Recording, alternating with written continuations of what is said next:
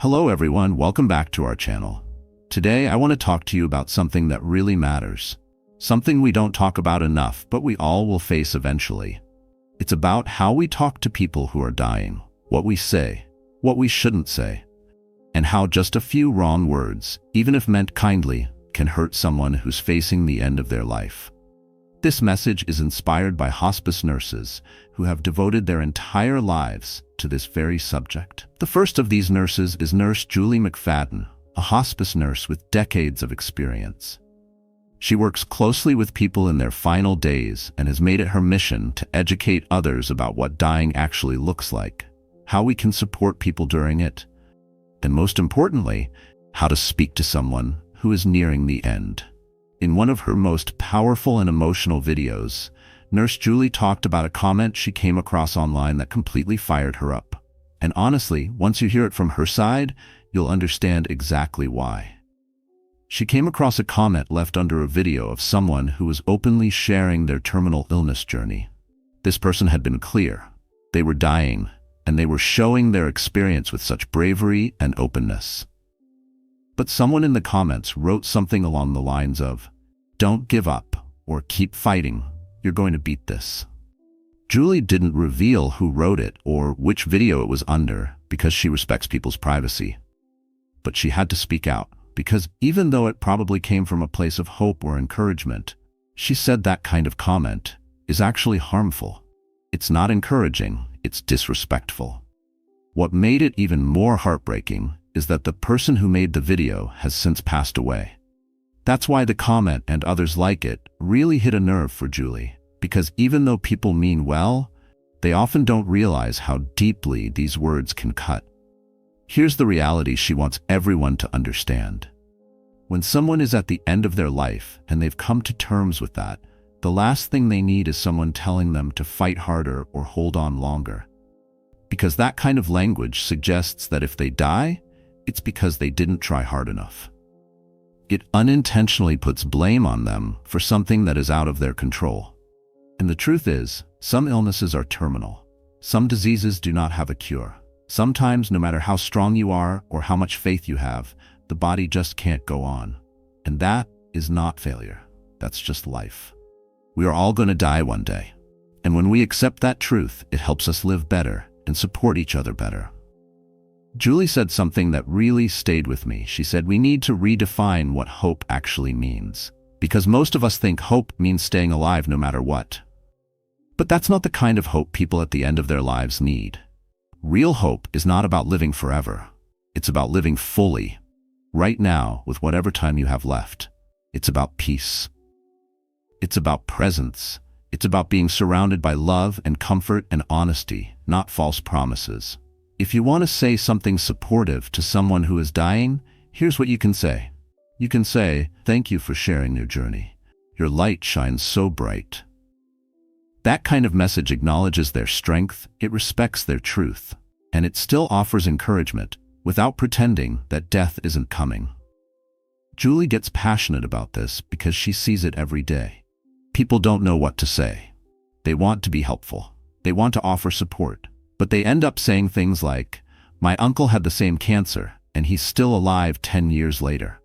Or, "You can't give up, keep fighting, miracles happen." But here's the thing. When someone tells you they're dying, the most respectful thing you can do is believe them.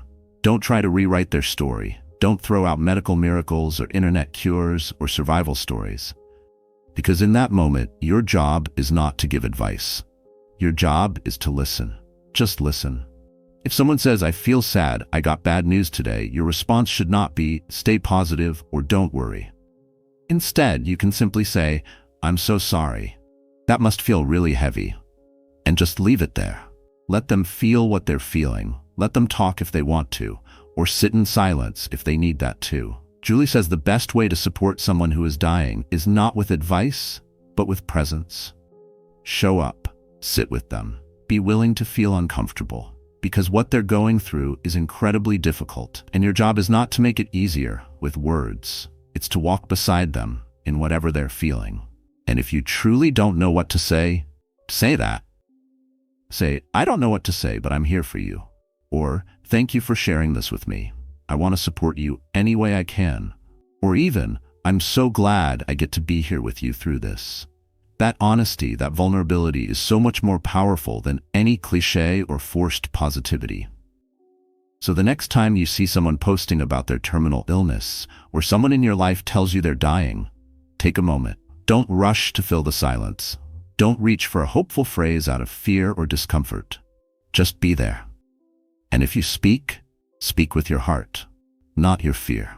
Julie ended her message by saying that the real hope we can offer each other is in helping one another live each day with love and presence, and to die in peace, not fear. That is the kind of hope we should be sharing. So now that we've talked about what Nurse Julie McFadden had to say, let's look at what other hospice nurses and palliative care doctors are also saying. Because this isn't just one person's opinion. This is a message echoed by so many professionals who have spent years, even decades, walking beside people in their final moments. And the truth is, they all agree on one very powerful thing. How we speak to someone who is dying matters more than most people realize. Hospice nurse Hadley Vlahos, who is also known as Nurse Hadley online, has been very open about this. She says people often assume their words are helpful, but sometimes what we think is comforting can actually feel isolating or dismissive to someone facing the end of their life. She talks about how people often say things like, "You've got this." And while those words are full of good intentions, what they often do is shut the door on honest conversation. It makes the person feel like they have to put on a brave face when really, they might just want to say, "I'm scared, I'm tired, I don't want to fight anymore."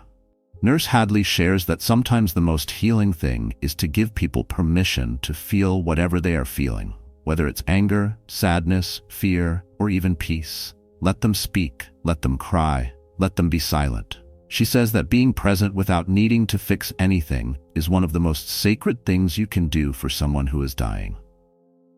Another experienced hospice nurse named Jennifer O'Brien, who wrote The Hospice Doctor's Widow, has spoken about how even healthcare workers themselves are sometimes afraid of death, and that fear can creep into how they communicate with patients and families. She says that words like "you're going to beat this," or "we just need more time," are often ways we try to comfort ourselves, not the person who's dying. Jennifer shares that one of the most helpful things we can do is to ask open, gentle questions like, "What are you most afraid of right now?" Or, "Is there anything you'd like to talk about that you haven't had the chance to yet?" These questions give the person control over their story and allow them to guide the conversation in a way that feels right for them.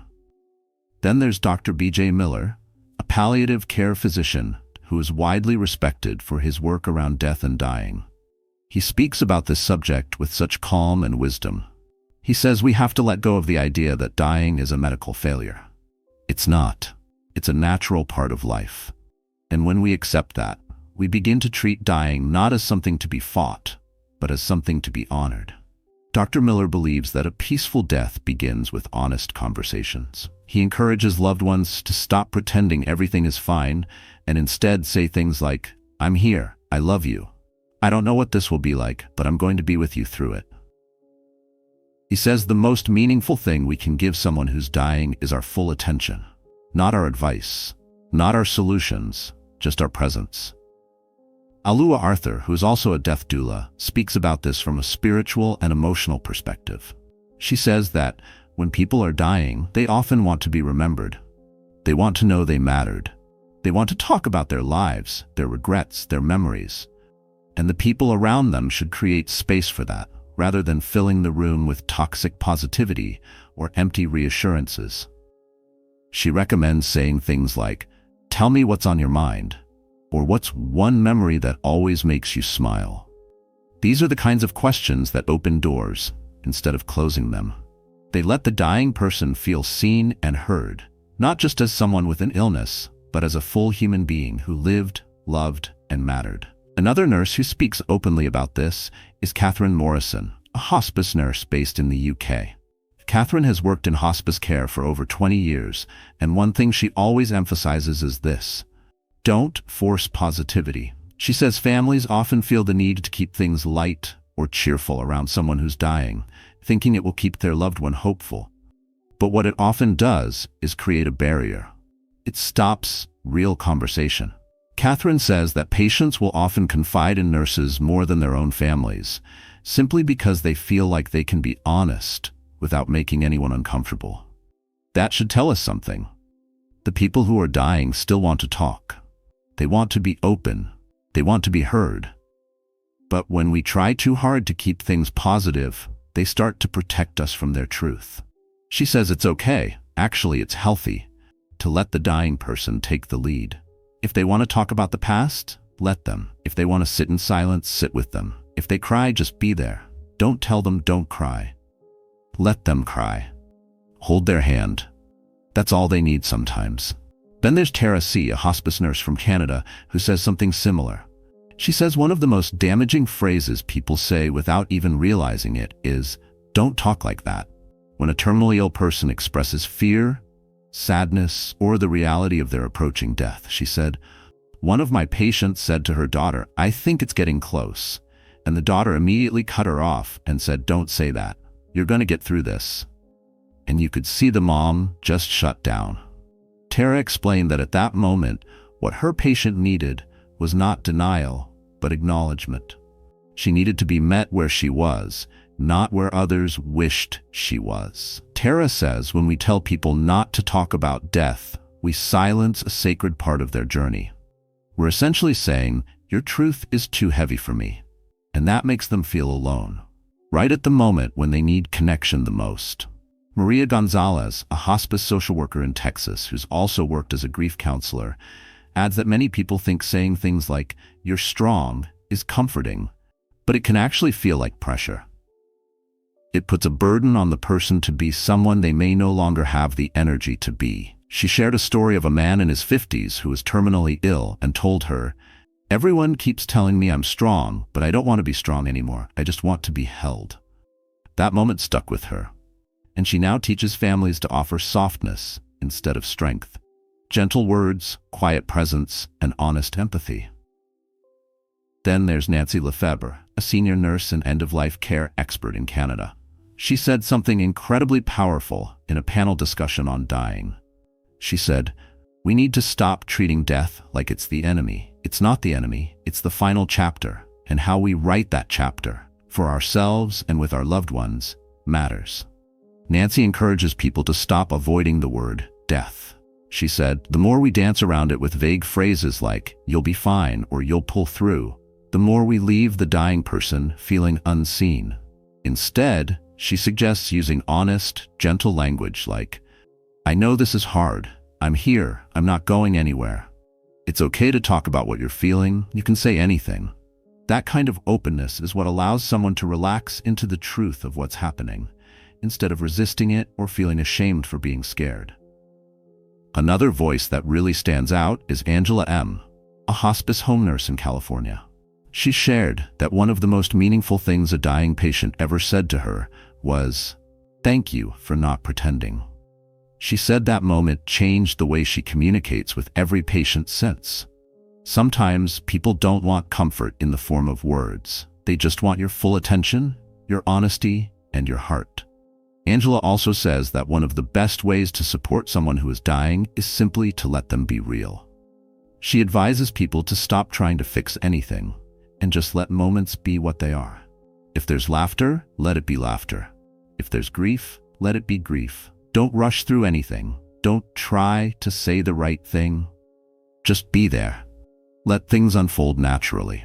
So here's the pattern we see across all of these experienced wise voices in end-of-life care. The message is clear and consistent. When someone is dying, they do not need your solutions. They do not need you to cheer them up. They do not need you to pretend everything will be okay.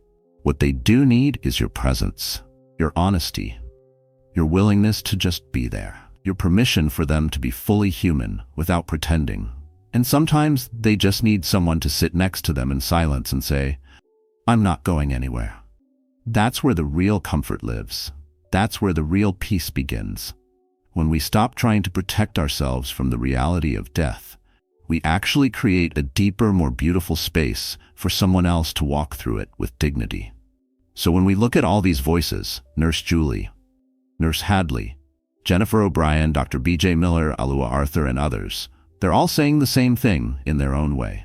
People who are dying don't need to be cheered up or fixed. They need to be heard. They need to be allowed to feel what they feel without being corrected or rushed through it. They need comfort, not correction. Presence, not platitudes. And most of all, honesty wrapped in love, not denial wrapped in fear. If you've ever been in a situation where you didn't know what to say to someone who's dying, please know that you are not alone. This is one of the hardest things we ever have to do. But you don't need to be perfect. You just need to be real. Say, I'm here. Say, I'm listening. Say, you don't have to go through this alone. That's it. That's where true comfort begins. And if we can all start talking about death more openly, we can begin to change the way we approach it. Not with fear, but with peace, respect, and love. Thank you for listening. If this message helped you, please leave a comment below, share your thoughts, and share this video with someone who might need to hear it. Don't forget to like and subscribe, because we're going to keep having real conversations here, the kind that help us live better and eventually die better too. I'll see you in the next video. Thank you.